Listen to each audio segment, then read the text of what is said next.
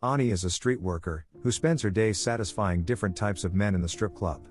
Her friend circle consists of sex workers, who don't go a day without hanging out at the nightclub.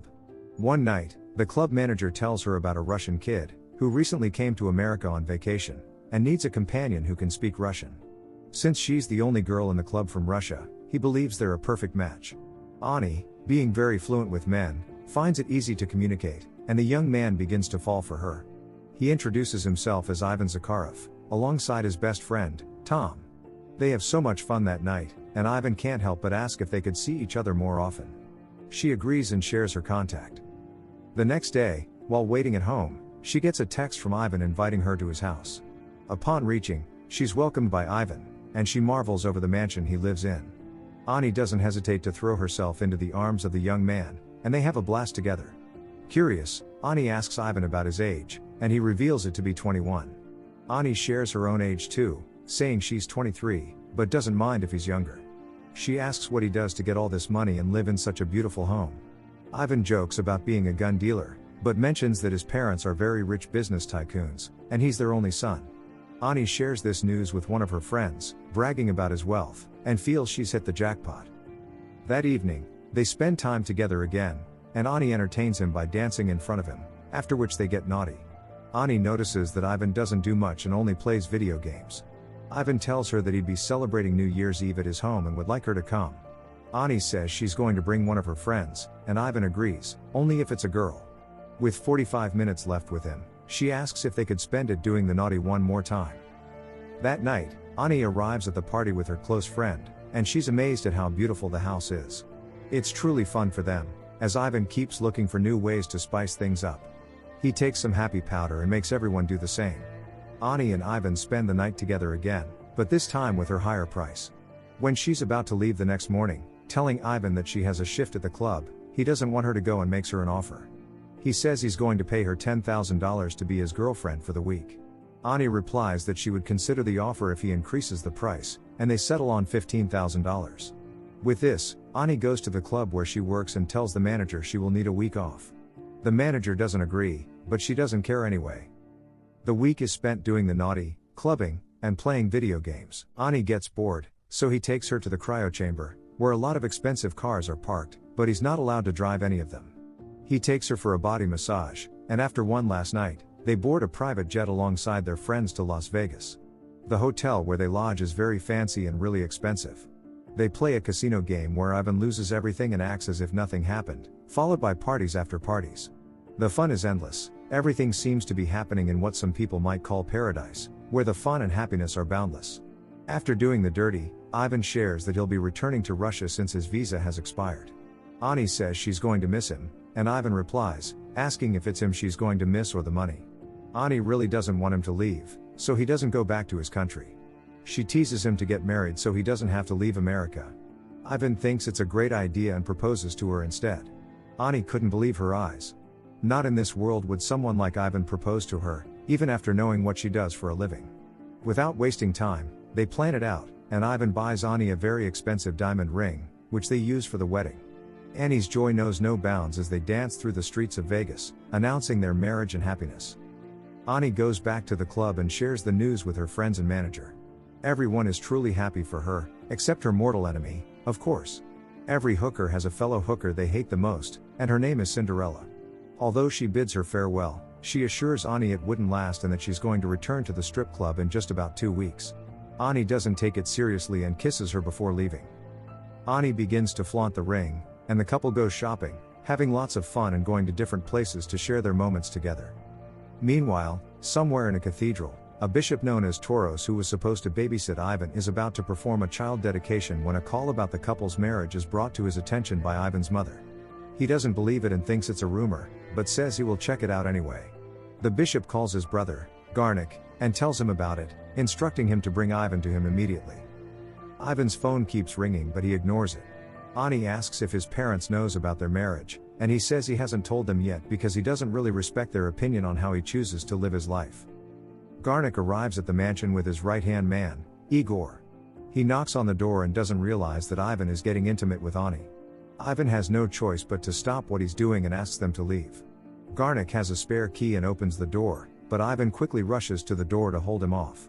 Garnik says he only needs to confirm if it's true that he got married to a street worker. Ivan says it isn't true, she's not a hooker but a pole dancer. Garnik is disappointed and realizes they are in big trouble. He asks for the marriage certificate, saying once he sees it, he will leave. So, Ivan lets him in. Garnik then takes a picture of the marriage certificate and sends it to Tauros, who's in the middle of a child dedication. Seeing this, he realizes that he's in big trouble and apologizes to the congregation before leaving.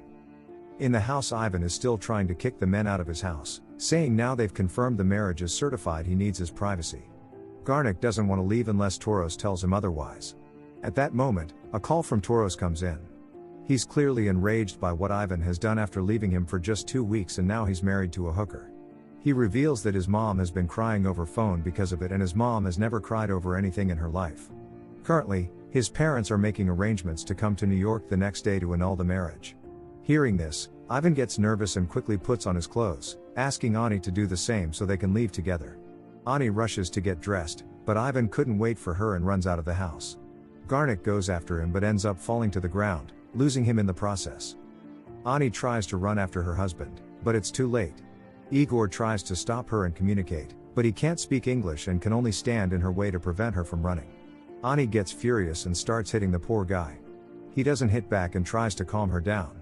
Ani starts to throw objects, but he manages to dodge them and tries to run. Igor catches her and pins her down on the sofa while waiting for orders.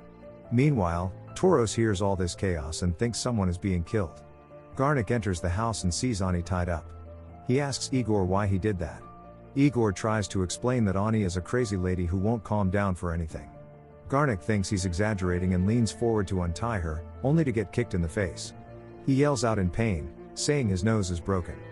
Tauros makes it to the house and sees everywhere in a mess, wondering what has happened.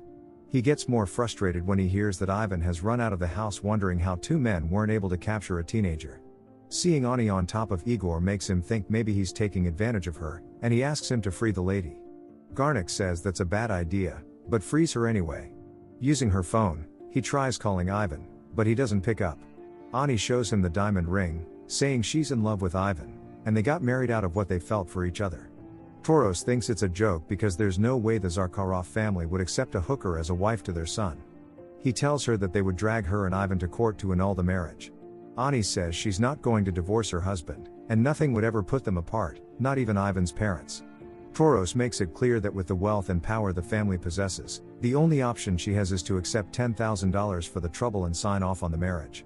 Because once the parents make it to America, she wouldn't find it funny. After some time, Ani calms down, and they all agree to look for Ivan first so they can talk things through. Inside the car, Igor tries to apologize for the way he handled her earlier, but Ani doesn't want to hear anything from him. Garnik keeps complaining about a headache from the kick he received from Ani earlier, so Igor makes Tauros pull over so he can get some drugs. Afterward, they drive to Tom's candy store to ask if he's seen Ivan. When he's asked, he says he hasn't seen him, so they ask him to bring his phone so they can call him. Tom tries to play smart by saying he won't, so they end up smashing some of the store goods until he gives up his phone. They dial Ivan's number, but it isn't reachable. Still, they leave and try another store, yet nothing. They try a strip club nearby, yet still nothing. It's getting dark and cold. Igor offers Ani a scarf to keep her warm, but she rejects it. However, she takes it when the cold gets worse. Upon returning to the car, they see it about to be towed. Tauros begs the man to release his car and tries to give him some money, but he refuses to cooperate. Coupled with the frustration of the troubles of the day, Tauros gets in the car and starts driving furiously until it gets loose, and they all drive off. They go to different stores and places where Ivan has been or could be, yet nothing. Garnik complains of having a concussion because of the kick he received earlier from Ani and begs to be dropped off at the hospital. But Tauros refuses, saying until Ivan is found, no one goes anywhere else. Garnik ends up throwing up inside the car, so they have to stop to clean up the mess. Tauros keeps yelling at him because of the smell, saying his wife has to drive the car to church the next day. Unfortunately, everyone has to get back in the car and endure the smell. They decide to take a break and rest before going out again to look for Ivan. While in the restaurant, Ani gets a text from her friend working in the strip club, saying she saw Ivan and one of their colleagues is about to entertain him. When they get there, Ani is about to cry after she finds her husband with Cindy. Tauros isn't having it and drags him out of the room and into the car. They drive all night through to morning to the high court to annul the marriage immediately. Ivan is still hungover from last night, and Ani still wants to save their marriage and begs them to wait until he's in his right senses.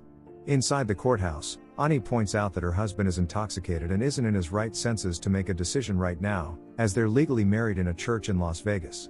Upon hearing the marriage location, the lawyer calls out to Tauros, telling him that they can't annul the marriage immediately unless they go to the state where they got married. Tauros gets even more serious about how, in 2 weeks, they were able to go through all this process, including traveling to Las Vegas. Tauros doesn't want to be blamed and tells Ani to confess to the parents when they come that this was all they're doing, since he wasn't around when all this happened. Ivan's parents finally arrive. Instead of scolding their son for his actions, they blame it on Tauros. Ani tries to talk to Ivan's mother, but she keeps ignoring her. Still, she speaks her mind anyway. She says she's happy to be part of the family, and Ivan is in love with her, and she's much happier to be his wife. Ivan's mom isn't having it and tells her to her face that she doesn't belong with them and that the marriage never happened, so, to do everyone a favor, she needs to board the plane to Las Vegas to annul the union. Ani keeps telling Ivan to speak up for himself and tell his parents that they are in love and can't get a divorce. Ivan makes it clear that he's going to do what his parents want, and there's nothing he or she can do about it. Hearing this, Ani refuses to get on the plane, forcing Ivan's mom to come out and meet her. Ani tells her she's getting a lawyer who would help file for a divorce, whereby she gets half of whatever Ivan owns, and then she can forget everything that happened. Ivan's mom smiles and threatens her that if she makes such a move, not only would she lose her life, but she's going to make sure everyone she knows suffers for it. This forces Ani to comply and get on the plane. Inside, Ivan's mom starts to scold her son for not focusing on his education and only partying, saying that from next week, he gets to start working at the family's company. Hearing this, Ivan snaps, saying he only came to have fun in America with a hooker and nothing more. He asks his parents if he's no longer allowed to have fun anymore.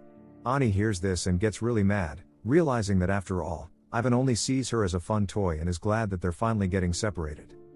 Everyone finally makes it to the Las Vegas Marriage Center, where the family signs the necessary paperwork to annul the marriage. Igor finally speaks up and makes a request for Ivan to apologize to Ani for all the trouble, but Ivan's mom says her son wouldn't do that, causing Ani to insult her and her son. Ivan's mom ends up calling her a street worker. Ani snaps back at her, calling her out for being an absent mother, saying that her son had to marry a hooker just to piss her off.